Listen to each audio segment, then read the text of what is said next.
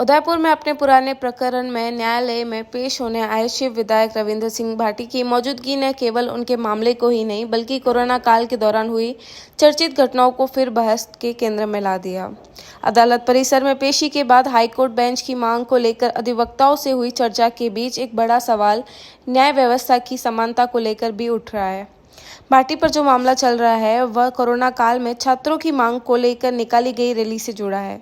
इसी मामले में उन्हें न्यायालय में पेश होना पड़ा, लेकिन इसी कोरोना काल में मेवाड़ की राजनीति का एक दूसरा चर्चित मामला भी सामने आया था, जब क्षेत्र के एक दिग्गज नेता, जिन्हें लोग भाई साहब के नाम से ज्यादा जानते हैं, अपने पद की प्रशासनिक गरिमा और प्रभाव के बीच झाड़ोल पहुंचकर रजिस्ट्री करवाने में सफल रहे थे।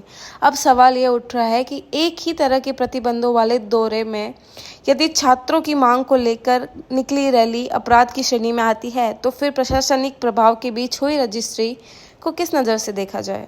क्या न्यायालय और सिस्टम ऐसे मामलों में सभी के लिए एक समान दृष्टि रखता है, या फिर प्रभावशाली चेहरों के लिए नियमों की व्याख्या बदल जाती है?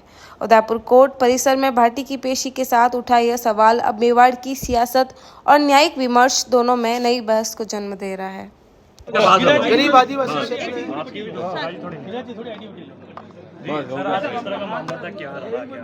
देखिए, जब विश्वविद्यालय के दौर में थे तो छात्र हितों के लिए जम के लड़ाई लड़ी और उसके घाव आज भी लगे हैं। छात्र हितों के लिए और छात्रों की फीस को लेके हमने पूरे प्रदेश में हर जिला कलेक्टर को और हर डिस्ट्रिक्ट हेडक्वार्टर पे ज्ञापन दिए। उस दौर में राजनीतिक षड्यंत्र के तहत कई सारे मुकदमे दर्ज किए गए थे।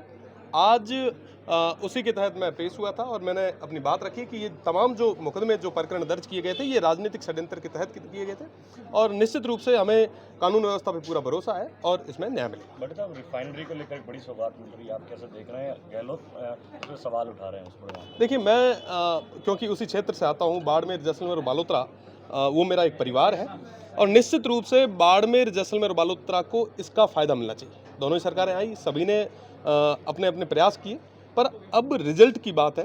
हम चाहते हैं कि हमें रिजल्ट मिले और रिफाइनरी पे और जो भी क्रूड ऑयल से संबंधित जितने भी मैन्युफैक्चरिंग यूनिट्स है, जो उनके सब प्रोडक्ट से बनने वाली जो मशीनरीज है, जो फैक्ट्रीज है, वो जल्दी से जल्दी यहाँ पे एस्टेब्लिश हो ताकि लोगों को रोजगार मिले। भाटी साहब, एक मिनट भाटी साहब रुको। हमारी हाईकोर्ट बेंच की मांग पिछले 45 सालों से चल रही है सर, और गरीब को सस्ता, सुंदर, त्वरित और स्वच्छ न्याय मिलना चाहिए।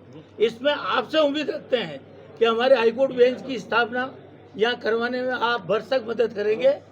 देखिए, सीनियर वरिष्ठ जितने भी हमारे माननीय हैं, उन सभी की मांग भी है और निश्चित रूप से आप जो 45 साल से लड़ाई लड़ रहे हैं, तमाम जो लड़ाके हैं, उनको मैं खूब खूब बधाई देना चाहता हूं और साथ ही साथ आपकी जो वाजिब चीज़ें हैं, निश्चित रूप से वाजिब चीज़ों को आगे तक रखेंगे। जनता का आशीर्वाद हमें इसलिए मिला है ताकि वाजिब चीज़ों को सही जगह प्रदेश की सबसे बड़ी पंचायत तक रख सके। निश्चित रूप से आने वाले समय में सही चीज़ को सही तरीके से सही जगह पे रखा जाए। प्रधानमंत्री जी स्वागत करते हैं, माननीय प्रधानमंत्री जी का स्वागत करेंगे। पश्चिमी राजस्थान में आप पधार रहे हैं, आपका स्वागत है। आप कई सारी सौगातें जो है पश्चिमी राजस्थान को और पूरे राजस्थान को आप दें। विधानसभा समिति में भी सर आपको जिल दिया गया जी, पर्सन समिति में मैं हूँ, किशन और संदर्भ समिति में। निश्चित रूप से जो माननीय सदस्य जनहित से जुड़े हुए जो विषय उठाते हैं, जो सवाल पूछते हैं, उनके जो जवाब है वो समयबद्ध तरीके से और सही तरीके से प्रशासन और सिस्टम और सचिवालय दे, इसके लिए हम सभी को नियुक्त किया गया है। मैं माननीय अध्यक्ष जी का आभार व्यक्त करता हूं। साथ ही साथ जो जिम्मेदारी दी है पूरी ईमानदारी के साथ, पूरी निष्ठा के साथ निभाएंगे। भाटी के संविदा कर्मियों को लेकर के बार बार आश्वासन दिया जाता है और अभी तक रेगुलाइज नहीं किया गया उनको। देखिए, संविदा कर्मी तमाम जो भी वरिष्ठ लोग हैं, जो आज लंबे समय से अल्प मानदेय पर अपना काम कर रहे हैं, हम पूरे तरीके से उनके साथ में, इससे पहले भी हम प्रदेश की सबसे बड़ी पंचायत में इस विषय को रख चुके हैं और जहाँ पे भी संविदा कर्मियों को जरूरत रहेगी मजबूती से खड़े रहेंगे, सड़क से लेकर सदन तक। एक सोशल मीडिया पर आपके फैंस और छोटू सिंह रावला के फैंस में काफ़ी विवाद चल रहा है, उसको लेके क्या? देखिए, ये तमाम मैं पहले भी कह चुका हूँ कि सभी को साथ में मिलकर चलना चाहिए और सौहार्द और भाईचारा जो है हमेशा बना रहना चाहिए। राजपूत समाज एक हो गया है, वो हमारा परिवार है और वो हमेशा पहले भी हमारे साथ में था, आज भी है और आगे भी हम रहेंगे। जिस तरीके से भाईचारा रहा है उस तरीके से आगे तक ले जाएंगे। भाटी साहब, संघर्ष करो, सब अपने हैं, वो भी हमारे हैं, आप भी हमारे हो, ये भी हमारे हैं। भाटी साहब, सर फोटो